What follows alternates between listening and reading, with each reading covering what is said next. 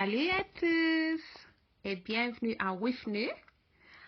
On est une communauté qui lit la Bible ensemble pour connaître la vérité et je vous encourage de me rejoindre chaque jour pour lire un chapitre de la parole de notre Père et pour savoir les promesses qu'on a en Jésus-Christ, notre Sauveur et Seigneur. J'améliore aussi mon français. Ce n'est pas parfait, mais gloire à Dieu, ça va être parfait. Ok, on commence avec chapitre 12. Exaltation, consécration à Dieu, humilité et fidélité dans l'exercice de dons et fonctions. Je vous exhorte donc, frères, par les compassions de Dieu, à ouvrir vos corps comme un sacrifice vivant, saint, agréable à Dieu, ce qui sera de fond votre part un culte raisonnable. Ne vous conformez pas au siècle présent, mais soyez transformés par le renouvellement de l'intelligence, afin que vous discerniez quelle est la volonté de Dieu, ce qui est bon, agréable et parfait. C'est très important. Je répète verset 2 parce que ça nous donne la direction de comment vivre par la foi. Ne vous conformez pas au siècle présent, mais soyez transformés par le renouvellement de l'intelligence, afin que vous discerniez quelle est la volonté de Dieu, ce qui est bon, agréable et parfait.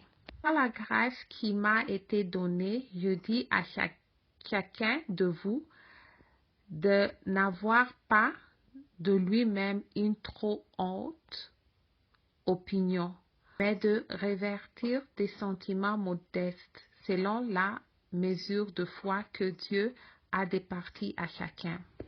Car comme nous avons plusieurs membres dans un seul corps et que tous les membres n'ont pas la même fonction, ainsi, nous qui sommes plusieurs, nous formons un seul corps en Christ et nous sommes tous membres les uns des autres, puisque nous avons des dons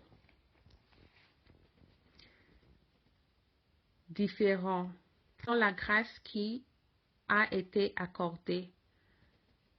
Que celui qui a le don de prophéter l'exerce selon l'analogie de la foi. C'est que celui qui est appelé au ministère s'attache à son ministère.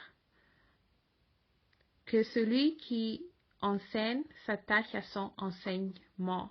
Celui qui exhorte à l'exhortation.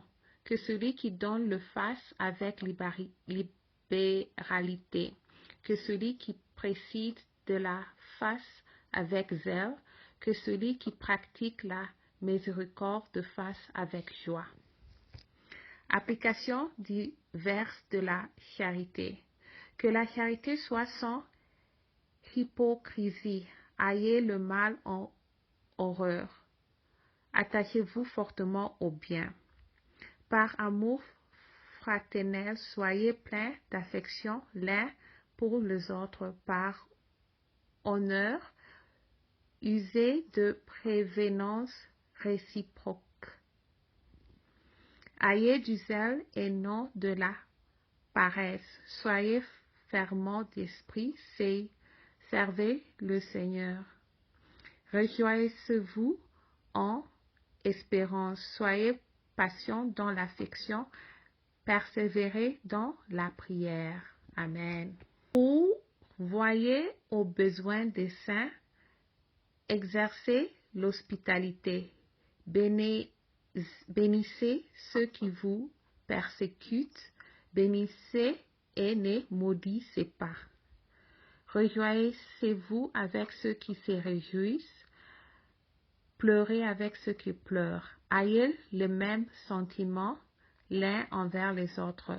N'aspirez pas à ce qui est élevé, mais laissez-vous attirer par ce qui est humble. Ne soyez point sages à vos propres yeux.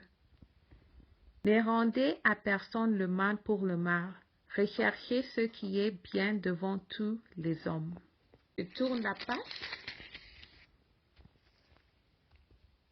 S'il est possible, autant que cela dépende de vous, soyez en paix avec tous les hommes. Ne vous vengez point vous-même, bien-aimés, mais laissez agir la colère, car il est écrit: « À moi la vengeance, à moi la rétribution, dit le Seigneur. » Si ton ennemi a faim, donne-lui à manger. S'il a soif, donne-lui à boire. Car en agissant ainsi, ce sont des charbons ardents que tu amasseras sur sa tête. Ne te laisse pas vaincre par le mal, mais surmonte le mal par le bien. Amen. Je vous remercie d'avoir lu avec moi. C'est en Jésus-Christ. Et pensez à ce qu'on vient de lire aussi. Shalom.